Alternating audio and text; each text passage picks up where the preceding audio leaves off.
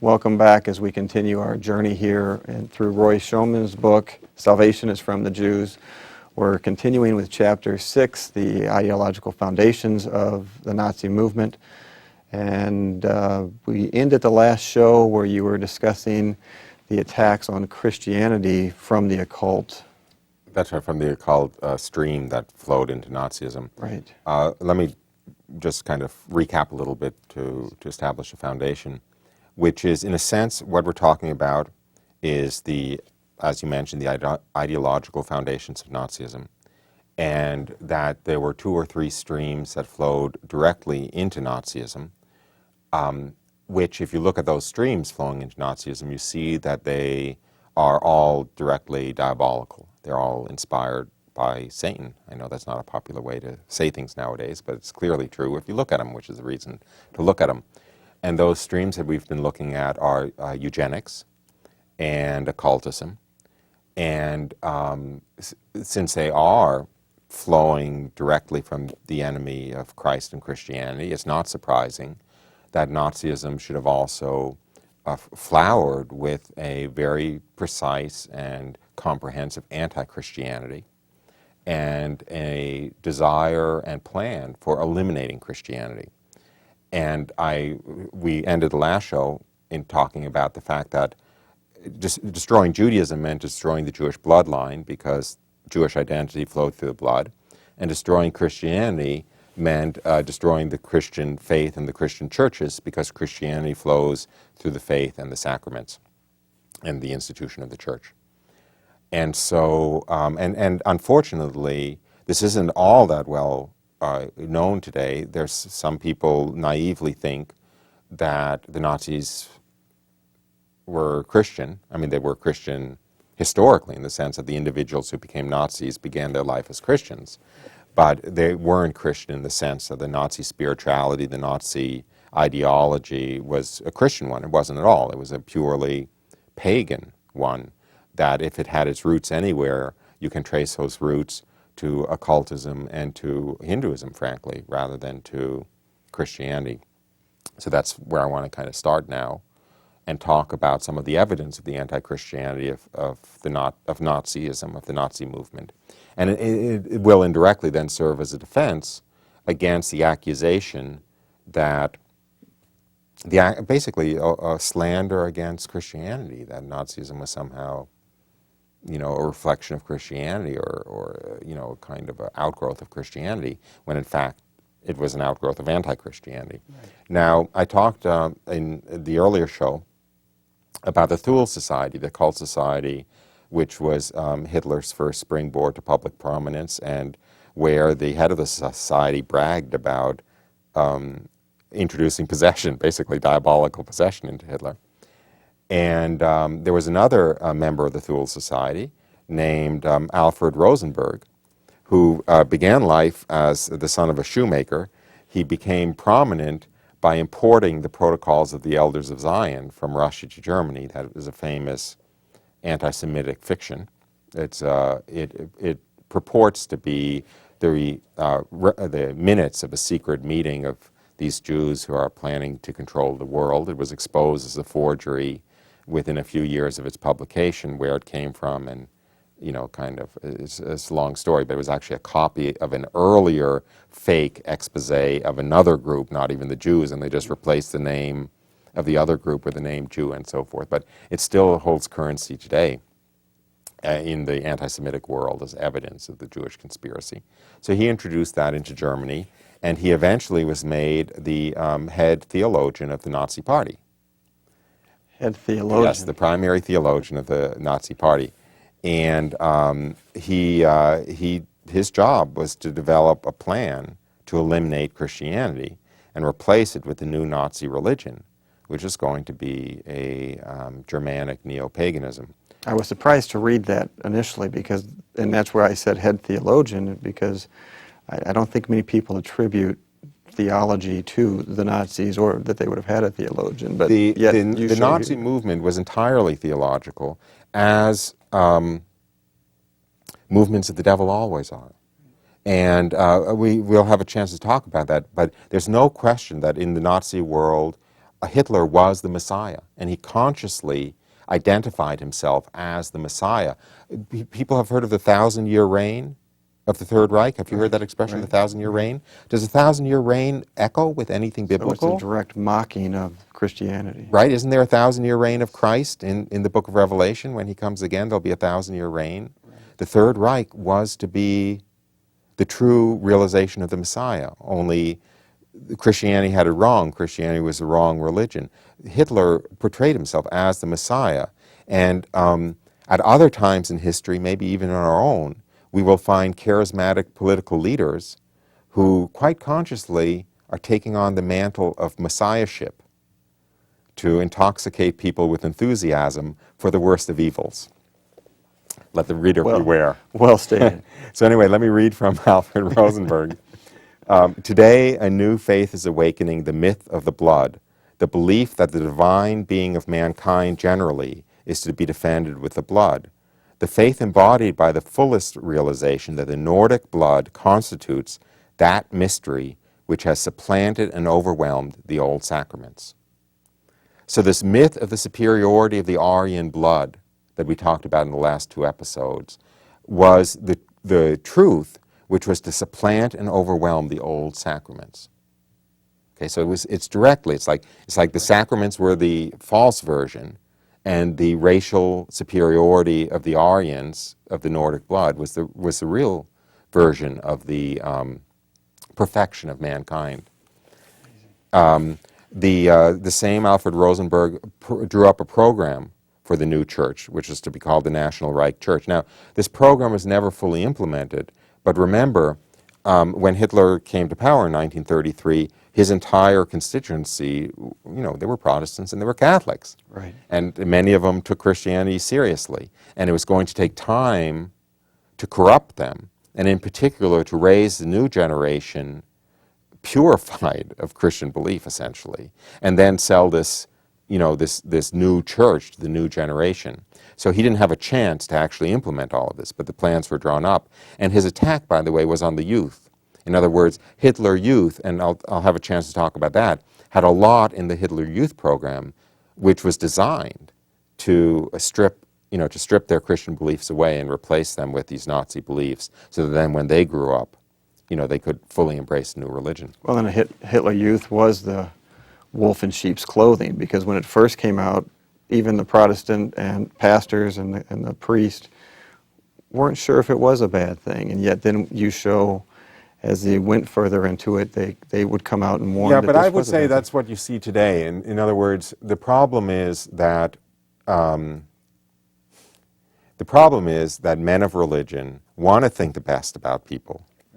And they kind of, they want peace rather than war. So they bend over backwards to give charitable interpretations to things that don't always deserve charitable interpretations. So anyway, going back to the National Reich Church of Rosenberg, these are some of the elements of its program. The National Church will clear away from its altars all crucifixes, Bibles, and pictures of saints. On the altars, there must be nothing but Mein Kampf being Hitler's autobiography and exposition of his philosophy. On the altars, there must be nothing but Mein Kampf, and to the left of the altar, a sword. So a sword to replace the crucifix. And on the day of its foundation, the foundation of the National Church, the Christian cross must be removed from all churches, cathedrals, and chapels, and must be superseded by the only unconquerable symbol, the swastika. So that is the Christianity of Nazism, so to speak. As a matter of fact, they wrote a hymn for this new faith. The time of the cross has gone now, the sun wheel shall arise, and so with God we shall be free at last and give our people their honor back. And the sun wheel was the swastika.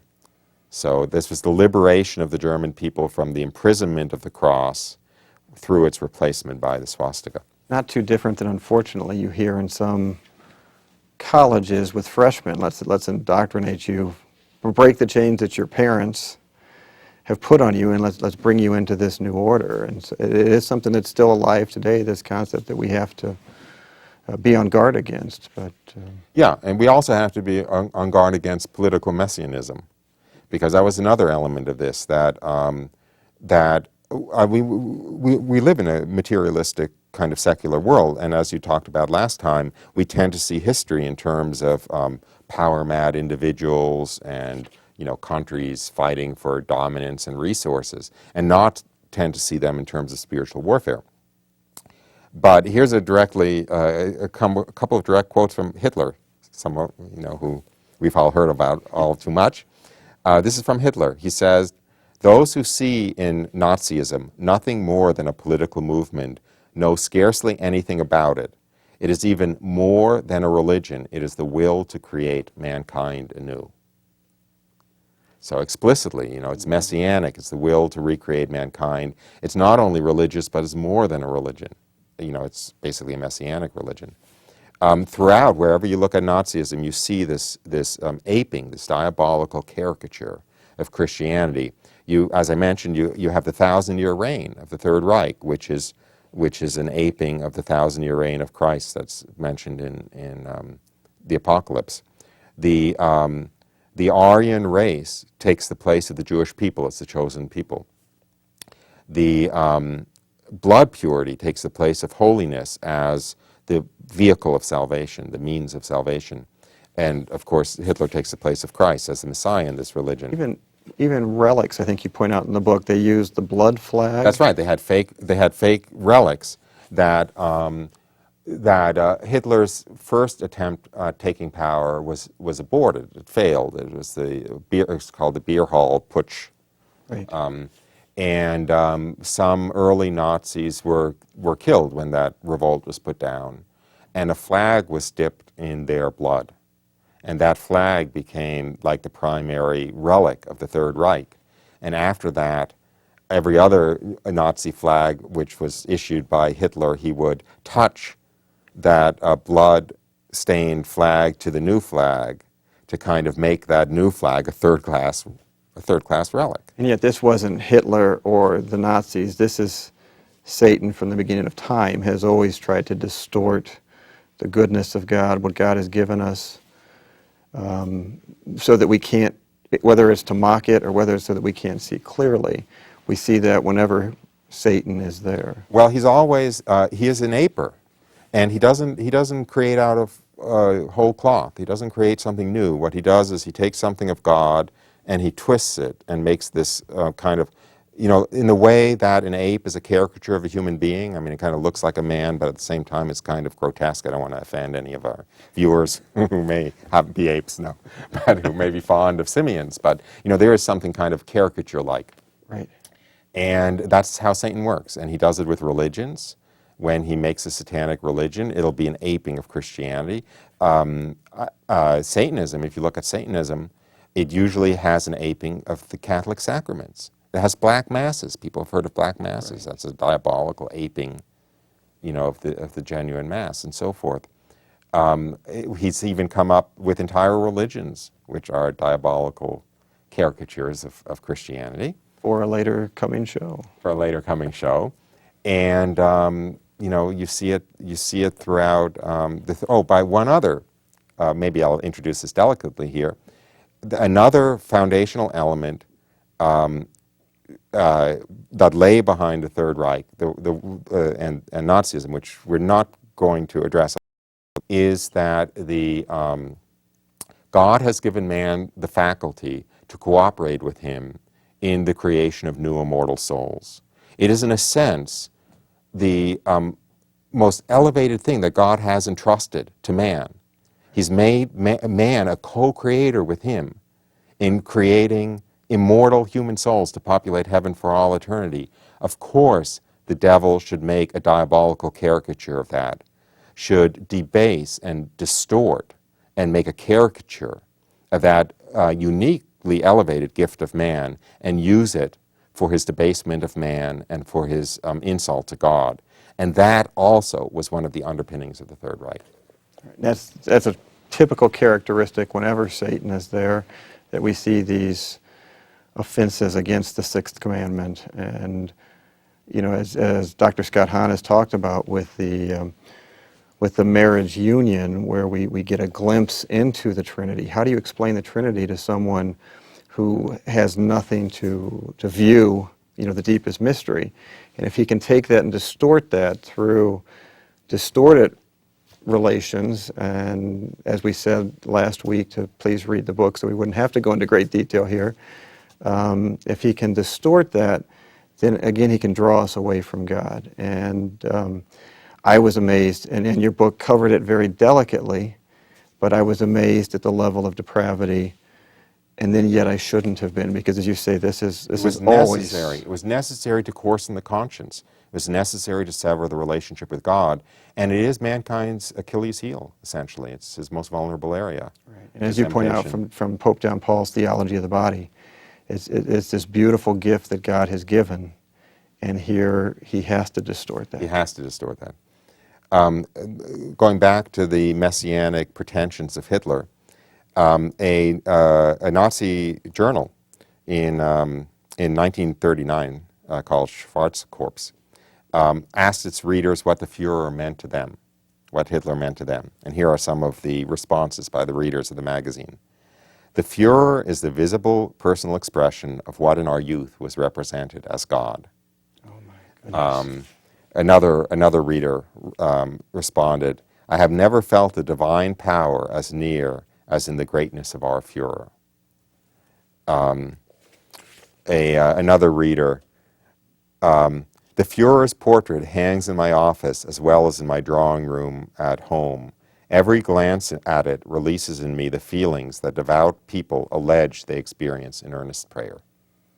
I'm going to throw you a little bit of a curve, so I'm going to couch it with that. But in an earlier part of the book, you talk about how Satan works to get man to answer to him, and how he starts very small with very, very small sins against God, and then as that builds, it becomes harder and harder for that person to break that bond. When I hear this, and I think this wasn't just Hitler, and I think we have a thought in our mind that most people didn't know what was going on. You know, that the Germans, had they known, or had anyone else known, they would have come. But yet when I hear this, they saw him as this Messiah as well. And would this be a direct result of what you explained earlier in the book, how Satan takes hold of us through our sin and then distorts what we are actually able to see? Yeah, I think that's a fair characterization, but there's another element there too, which is very telling when he talks about when the reader says, I have never felt the divine powers near, which is there is a diabolical power. I mean, there is a tremendous spiritual force that the devil is able to assert. And you see this exercise at times in political leaders. In other words, you know, everybody who went into the presence of Mother Teresa felt a warm glow coming from her. People in the presence of Hitler felt a glow. I'm not sure how warm it was. Maybe it was really hellishly hot. But they felt an intoxicating power. That's interesting, because we look at Mother Teresa as being the grace flowing. It was the grace flowing. And I but there is a had diabolical not thought of a caricature diabolical of grace. Exactly. And I think that if you're in a state of sacramental grace, you're not subject to it. Right. So you just feel revulsion at these people. Right. But if you're not in a state of grace, you actually feel that power, whatever you're going to call it, that caricature of grace flowing, and it feels to you like a divine power. It feels to you, you know, pleasant, consoling, intoxicating. And Hitler's rallies were famous for women fainting and losing control. I mean, they were just like so swept away by this power that emanated from him. And unfortunately, we've seen that in recent American politics, where you'll have a charismatic politician where, excuse me, but I listen to what he's saying, you listen to what he's saying, you know, and it's empty words and nonsense. And yet, during the campaign, women were consistently fainting at the rallies. Right. Isn't that the same force flowing through them? It's a great time to say, go to confession, get in the state of grace, so that you can't be deceived, because we can see here where clearly Satan has the power to deceive if you are not in the state of grace. And he has the power to deceive in this way over individuals. And there's a phrase in German Zeitgeist, like a corporate spirit of a population at a point in time. And Zeitgeist, literally translated meaning spirit of the time. But there'll be like and obviously in Nazi Germany there was there was an individual blinding of individual spirits, but there was a corporate blinding of the corporate spirit of the population. And frankly, you see that in the United States today, that basically if a society embraces immorality as a society, then it's like the entire spiritual mental atmosphere becomes darker, and it's easier for people to be led astray, and the culture itself gets led astray. And I think, again, you see that in the United States now because contraception has been so embraced, because sexual immorality has been so embraced. Right. The people don't make sense. Newspapers don't make sense. TV shows don't make sense. There's a common way of thinking that has almost permeated everything, has crept in, to all the nooks and crannies. And you really have to be in a state of grace to be thinking independently of that, not to be swept away with that tide. We go back to St. Paul's letter of darkening the intellect. That at this point, we as a society are allowing the intellect to be darkened as a society at whole. That's right. And St. Paul, you're referring to the first chapter of Romans, and St. Paul in there, by the way, also makes the equation with religion replacing God with created beings, and also with sins against the sixth commandment. I'm going to read that since it is so applicable to exactly what you've been talking about through through this series, and particularly through this show. So they are without excuse, for although they know God, they did not honor him as God or give thanks to him. But they, because futile in their thinking and their senseless minds were darkened, claiming to be wise, they became fools, and exchanged the glory of the immortal God for the images resembling mortal man, or birds, or animals, or reptiles. And this goes back from images of mortal man we see with Hitler. We go back to the Egyptian gods being the birds, the animals, and reptiles. And it goes on, which is interesting, with the violations against the sixth commandment. Therefore God gave them up in the lust of their hearts to impurity, to the dishonoring of their bodies among themselves, because they exchanged the truth about God for a lie, and worshipped and saved the creature rather than the created, who is blessed forever.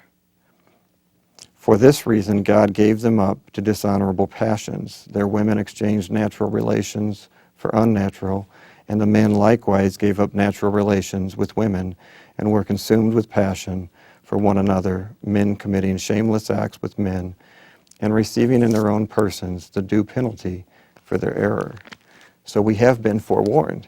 You have been forewarned, yes, and nothing new under the sun. If it ain't broke, don't fix it. The devil, time after time, century after century, uses the same strategy over and over again. Well, I say this every show, but once again, thank you. This has been very helpful with the book, and I'm sure it's helpful to our viewers in their formation to see how Satan works, so that they might use that both in their own spiritual development and in that of their families to help their children avoid these traps, where we see these sins against the flesh, where we see these signs of occultism. Avoid them, even in their smallest forms. Avoid them and turn to God. So thank you again for joining us, and thank you for joining us. Next week we'll begin chapter 7, and we'll continue our journey on Salvation is from the Jews. Thank you. God bless.